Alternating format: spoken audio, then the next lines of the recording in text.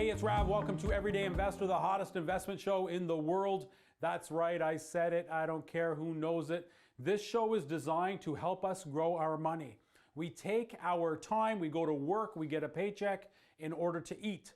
Let me say that again. We take our precious time, we go to work in order to get paid so that we can provide. Nothing wrong with that, but imagine a world where you could work a little less, your money makes you money, so that you could have more time for the things that matter most to you, things like spending that time with family, friends, engaging in a purpose greater than yourself. Remember, whenever you're faced with any investment opportunity, you always want to ask 4 questions to start. Number 1, what's the return on investment? 2, when do I get that return? 3, what is the minimum amount needed to get into this? And 4, what is the risk, the worst case scenario? We've got a fantastic show lined up. We're going to be talking to my good friend. Wait for it. We'll be right back. Coming up, we talk to my good friend Omar Khan, who is a stocks expert teaching us how to trade in stock options. Stock options have been around for a long time. What is different now than in previous years is technology, right? So let's say 20 years ago, even 10 years ago, when I had the BlackBerry scroll phone, I couldn't trade on my phone. It's only with the advent of the smartphone and apps that you can actually trade on phones. So before, this entire world was for professionals only because it was inaccessible to us retail traders.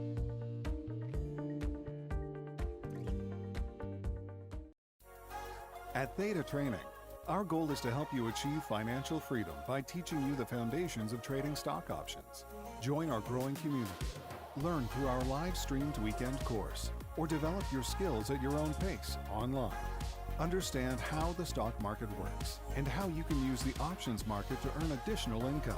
Achieve financial freedom and live life on your terms. Let us help you build your empire.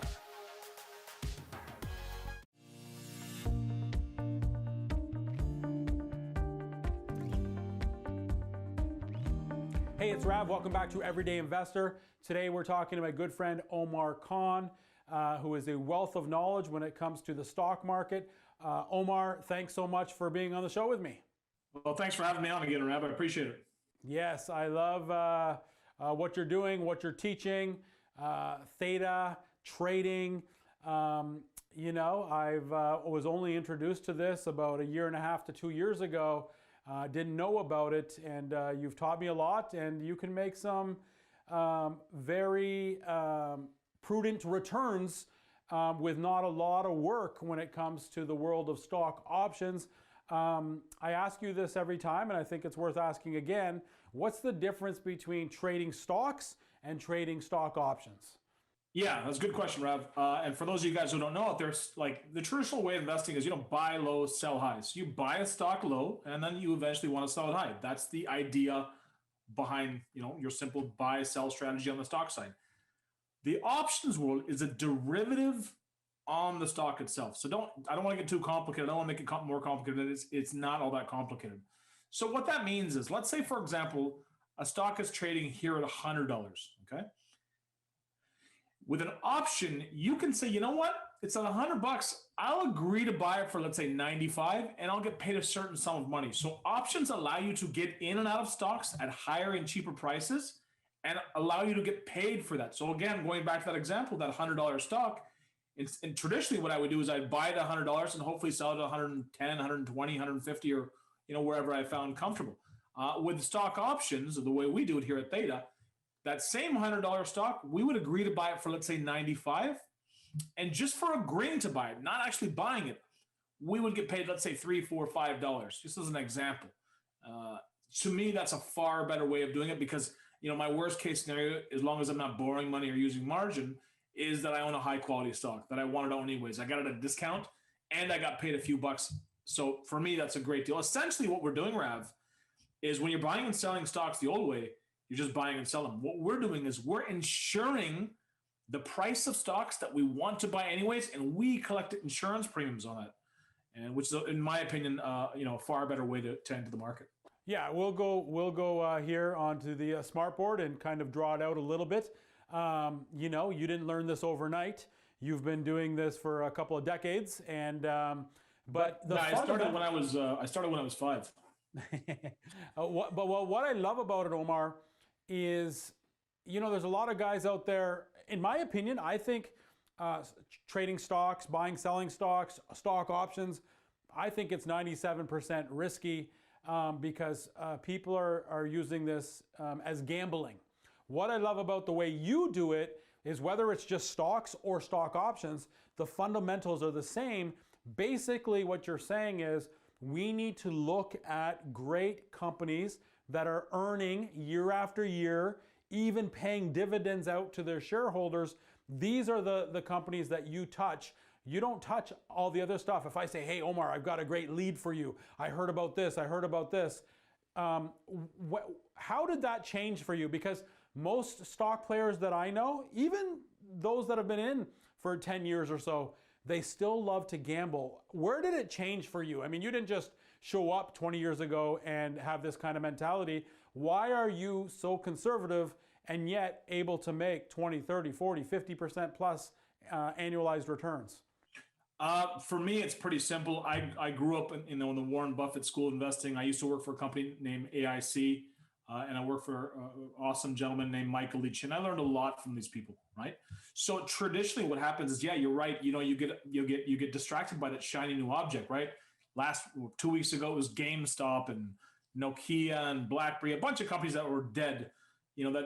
Those are just shiny objects that people are chasing. That's not investing. That is gambling. What we do is we analyze companies. We look at a company and say, for example, we look at Apple. We say we love Apple. Okay, great. Now that we've established we love Apple for X, Y, and Z reasons, then we can use options to get better pricing to buy Apple. And if it doesn't happen to work out, fine, we got paid a ton of money anyways. So where it really changed for me was being influenced by people like Michael Lee Chin and Warren Buffett, and investing in a handful of really good businesses that you fully understand, and then investing in those businesses. But what the difference of what we do, and by the way, Warren Buffett does this as well. What we do is we decide, okay, if we love a stock at $100, surely we like it more at 95. And if you're going to pay me $3 or $4 a month just to agree to buy it for $5 less, to me, it's like, where do I sign up? Because I've done my homework. I understand this business, and I believe it's going to be worth a lot more. So to me, there's no downside. I'm more than happy to buy it, and you're going to pay me. So for me, it changed when I got influenced by the likes of Michael Lee Chin and Warren Buffett. That was my turning point. Yeah. No, it's fantastic. I love it. I mean, selling stock options, you want to work with the best of the best. You want to look at the top 10, 15 companies on the S&P 500, which is what you do. I mean, you helped me with my account. Thank you for mentoring me. So let me teach you, and then you correct my teaching because I know I will be off. But this is what's called selling the naked put, right? So here's what we looked at last time. So we are selling insurance, really. But we're essentially selling insurance, exactly. Yeah, so we call it the naked put. Yeah, the term sounds stupid, but we didn't come up with the term. Naked because you don't own the stock, selling because you're selling premium. Yeah. Love it. Okay, so we're gonna look at what you just said. So let's look at ABC stock, and right now it's going for $100.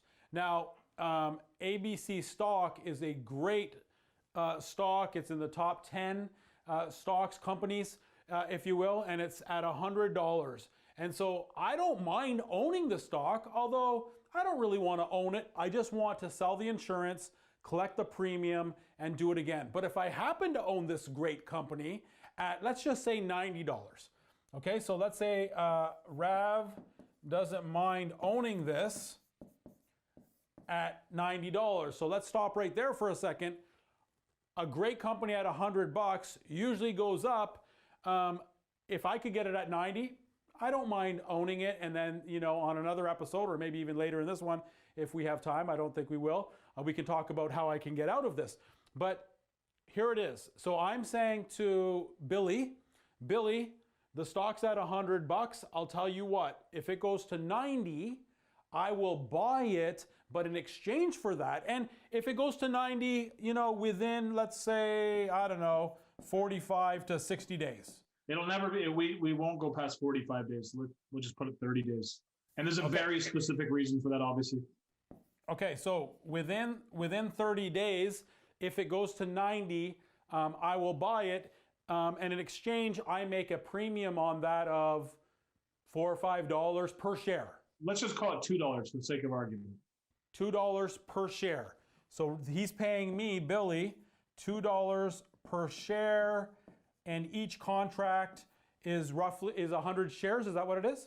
Correct. You made $200. Yep. And your worst case scenario, as long as you're not borrowing money or using margin, is that you're going to own ABC stock at $90 or less.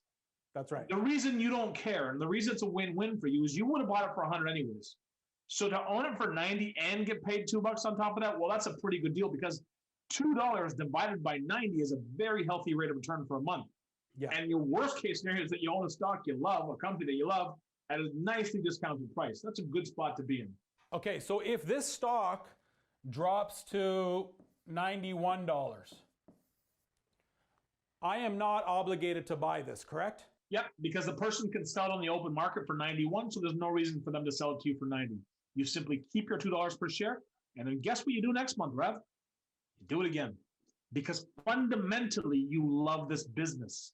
That has already been done from the start. You've already established the fact that, hey, I love this business. I believe in this company. I know where it's headed. I'm more than happy to buy it. So for us, every single trade we do, every single investment is a win-win situation. So yeah, absolutely. Okay, so now let's talk about, because people watching, I mean, this is what I did for the longest time. I was wondering, well, who's going to pay me the $200? What type of person is paying Rav? Why would Billy pay Rav the $200? And what you taught me is there's two types of people. There's the guy who is bearish in the market. He thinks the market is going down. And then there's somebody else who just wants to hedge their money because they've already made some and they want to make sure that they don't go less than. So if right now it's $100, this guy up here, he thinks it's going down to $85 or something for some reason. So yeah. He's paying me the $200 because he thinks it's going to 85. He picks it up at 85, and then I have to buy it at 90. He makes his $5 minus the 2. Yeah. So he put down $2, and he turns that $2 into $5, right? So for him, he made 2.5 times his money. But again, for us, the reason why this is such a good scenario is because fundamentally we've done our homework. We love the company. We've analyzed the numbers, and we believe it's headed a lot higher. So even if it heads lower, for us, we just view it as, wow, we just picked up the stock real cheap, and we got $2 on top of that. So that's one type of person. Yes, you're correct. That's the first type of person. And if it goes up, I keep the 200. If it goes sideways, I keep the 200. If it goes to you keep the 200 no matter what happens. Meaning I don't have to buy it. If it goes to $90.01, I still don't have to buy it. But if it hits 90, then I need to buy it. Let's call it $89.99. If Billy wants to exercise that, then I need to buy it. And so that's the guy who thinks the market's going down. Yeah. Would you call that gambling? I mean, yeah, I would. The people who do this are looking to turn a small amount of money into a large amount of money. So, for example, this person is looking to take their $2 and let's say, for example, that stock happens to head down to $80. Okay. Well, now they turn their $2 into $10 because they can sell it to you for 90 and it's at 80 in the market, right? So they've made $10 a share and it only cost them $2. So they made 5 times their money.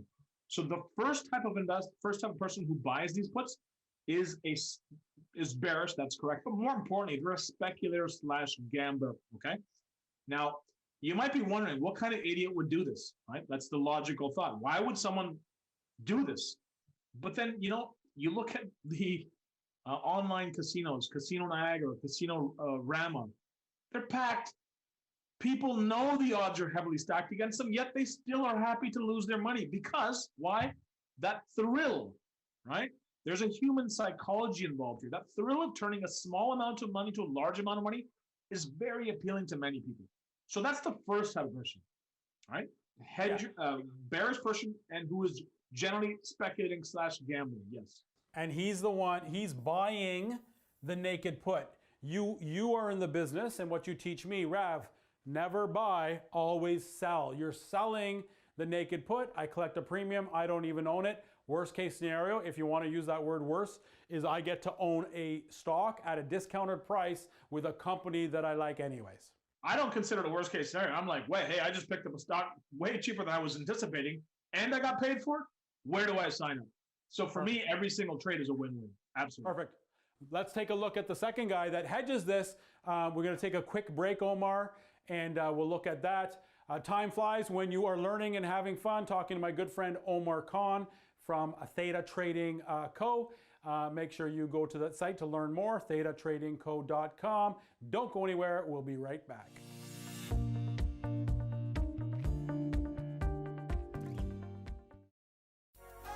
At Theta Training, our goal is to help you achieve financial freedom by teaching you the foundations of trading stock options. Join our growing community. Learn through our live-streamed weekend course, or develop your skills at your own pace online. Understand how the stock market works and how you can use the options market to earn additional income. Achieve financial freedom and live life on your terms. Let us help you build your empire.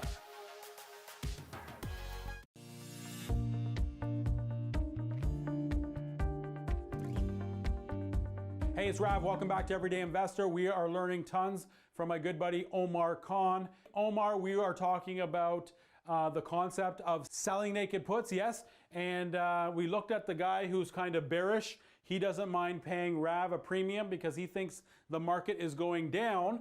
The second type of person who will buy naked puts. First type of person is also the type of person who thinks they're going to beat the blackjack dealer on a long-term basis. They're not.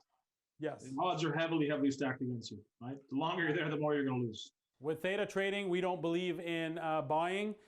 We believe in selling and collecting the premiums, just like the biggest companies in the world, which happen to be insurance companies. So now when somebody wants to hedge, it's the same kind of thing, but again, help me here. So they might have bought, they might have bought ABC at $70.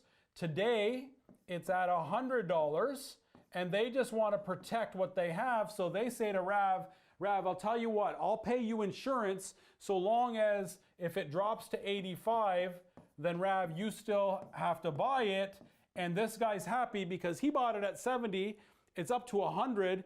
He wants to hedge his investment. And so I'll buy at 85. He's happy because he made this difference of $15 per share guaranteed. Is that kind of the gist of it? Yeah, that's kind of the gist of it. So basically, when you're hedging, what that person's doing, let's say, for example, they bought the stock at 70, ABC stock.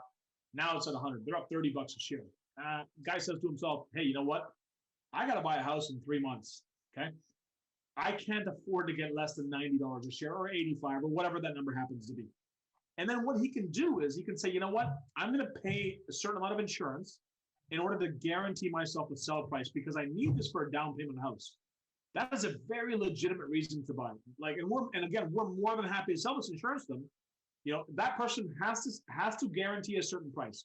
So even if the market takes a tumble, it doesn't matter. They're still going to get whatever price they've agreed, but they're going to have to pay a certain amount of insurance for them. We're happy to collect that insurance premium because we want to own the stock, right? So for us, it's a win-win. So it actually works out for both parties when a hedging scenario is there. But that's exactly right. Absolutely. And so I'm happy because I bought a great company that yesterday was trading at $100, and for whatever reason today it's $85. I'm getting it on sale. Yeah, and you got paid a premium too, an insurance premium on top of it. And I got the insurance premium. And if it doesn't hit $85, if it doesn't hit $85, I just keep the premium. And Omar, when I first saw you on stage speaking, Grant Cardone was talking about real estate, you were talking about stocks. I had a lot of friends in the audience, and like personal friends, and they were wearing Theta Trading t-shirts. And I went up to 4 of them and I said, is that the real deal, what Omar's talking about? And they said yes. And they said they were able to do very conservatively, once they learn how to do it, 15, 20 minutes a day. And they're able to do 2%, 3% a month compounding something like this. I mean, when when did stock options come into play? I mean, it wasn't here from the very beginning, when we could buy into companies via stocks. I think stock options came sometime later, no? Yeah, no, stock options have been around for a very long time, right? So stock options have been around for a long time. What is different now today than in previous years is technology, right? So let's say 20 years ago, even 10 years ago, when I had the BlackBerry, scroll phone, I couldn't trade on my phone. It's only with the advent of the smartphone and apps that you can actually trade on phones. So before, this entire world was for professionals only because it was inaccessible to us retail traders, investors, right? Now, because of technology and lower fees, we can do this on our own, right? And tell me a little bit about you have 3-day workshops where you teach this? Yeah. What we have is we have a weekend class. It runs about once every 5 weeks or so, once a month, where we go ahead and teach you the ins and outs of investing and using stock options to invest. There's a lot to learn. Like, it's a great skill to have for the rest of your life. Like, options have been around for a very, very long time, but the main thing is it's only recently become accessible. Now, you're going to see the negative part of a lot of people new trading, right? Most people who are coming on board trading now have no clue what they're doing, like just none. And let me ask you that. What are would you say, top 3 mistakes that people make when, selling, buying? Well, the first one is we shouldn't buy. But when it comes to stock options, what are the top 3 mistakes that you would say people make? The Theta strategy, the biggest mistake people make is not doing your homework on the company that you're agreeing to buy. Okay, that's the biggest mistake of all. Okay, so for example, you can get paid a lot of money to buy, some garbage companies. Okay, but then you have to ask yourself, do I really want to own this company? Because remember, you might have to. The reason that is such an important integral component of what we do is because fundamentally, we only agree to buy stocks that we have no problem owning anyways. Even if we can get paid a lot more for some other stock, I don't want to own that company, and that's the one mistake. Second mistake people make is they just simply don't know how to size their portfolio. They get too aggressive, which means, if you put $100 into your account, in a margin account, they'll let you trade with like $300 of money. So people wind up using 200, 300 because it's there. You have to learn to discipline yourself. There's no getting around it. And the third mistake I think is people simply not taking the time to educate themselves and gain the knowledge they need. And I can tell you out of my own personal experience. I've been trading for 23 years now, and I had to learn this on my own. I had to learn this through the trial and error method. It's very, very painful and expensive. So to try to piecemeal it together, I would say take the time and come up with a system that you're happy with. Maybe you're happy with Theta system. Like we love our system, but educate yourself, understand what you're doing so that you can repeat it over and over again. I'll give you a perfect example of this, Ralph. If the stock ABC happens to go from 100 down to 85, most people, if they don't know what the hell they're doing, they're going to panic. They're going, oh my God, what do I do? Right? When you understand what you're doing and you understand how good the company that you're investing is, you tend not to panic. You view it as a moment of opportunity. When that switch occurs, the light bulb goes off and it becomes a whole different ballgame. No, love it. But I think the mistake is, this is all great. Absolutely. People don't, they jump into companies that are not great companies. They don't know how to kind of diversify over the top, 10 companies. If you only have $10,000, you really should only be doing this with one company. Or you can perhaps, if you want to, look at an ETF. But the worst kind of mistake that people can make, and the biggest mistake when it comes to investing, and why the stock market gets such a bad name, is people fundamentally don't understand the fact that you're buying into companies. Yeah. So when you go to your neighbor's house and he tells you about some weed stock that's going to the moon because he heard it from some other guy, that's not investing, right? That's just hope. Yeah. Hope is a really bad strategy. I think where people get in trouble, Omar, if we go back, we're real estate guys as well. We can teach people how to buy and hold. Turnkey property, you buy a little property, might have a basement apartment all day long, no problem. We can make money doing that. But then there's somebody else that comes along and they're involved in flips and they can make money flipping a house. They can make money. Sure. Nothing wrong with flipping a house.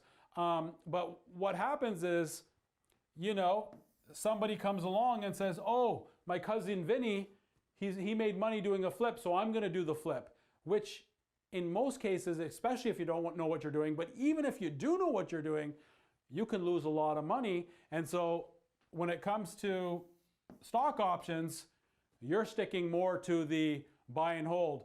If I'm to use the right vernacular, you're sticking to selling naked puts, slow and steady, great companies, collecting a premium and just letting it, doing that every month or so, and it compounds, and all of a sudden that 2% a month is not 24% in a year, it's 30% because it's compounding. It's liquid. If I ever need to pull it out and buy Omar a nice birthday gift, I'll do that as well. But I think that's where people make the mistake is you can make money buying naked puts, but it's very risky, and you're in the practice of not losing money. I mean, rule number 1, don't lose any money. Rule number 2, follow rule number 1. So that's what I appreciate, Omar, your style of trading. I really love it. I want to give you a little analogy. I know you have a lot of real estate investors. I'm also a real estate investor. I own lots of property. So I want to give you a little analogy of comparing when you understand the stock market versus when you don't. Okay, I'm going to give you a real estate analogy. Okay, think of it this way. Now you have a buy and hold type person who's like, you go into a property, you look at the cap rate, you assess it, you're like, okay, it's got a 4 cap. Okay, great. I got 9 units in here. I can increase the rents on 5 of them. Okay. That is a systematic, methodical approach where you look at the numbers, you analyze the forward NOI, net operating income, and you're able to look at the cap rate today, and perhaps either it's going to go up or down. You might have some cap rate compression, but you can basically extrapolate what the value of that asset will be in a year, 2, 3, right? Because you've done your homework. That is the right way to buy real estate, okay, for cash flow. The other way to buy real estate is the guy who goes and buys some random condo downtown, doesn't know what they're doing or why they're doing, and you know what they say? Oh, it's going to go up 100 grand. Really? Is it? Right? Just because you have a 2-year window to close doesn't mean it's going to go up 100 grand. So that gives you the analogy of what we do, right? Which is scenario A, versus someone who doesn't know what they do when they enter the stock market. And the reason people get killed in the stock market is because they don't know what they're doing or why they're doing it. And then all the market sucks. Why? Because you bought some weed stock that your buddy told you to, and now it's down 50%. That's not what the best investors do. Listen, love it, love it. Love that you're conservative and yet making great returns. Omar, thank you so much. Time's up. Can't believe it. Thank you so much for being on the show. Oh, thanks for having me, Rob. I appreciate it. Look forward to being on again soon. And thank you, viewers at home, for watching. Without you, we would not have a show. We'll see you next week, same place, same time. Honey, love you. I'll be home soon. Bye, everyone.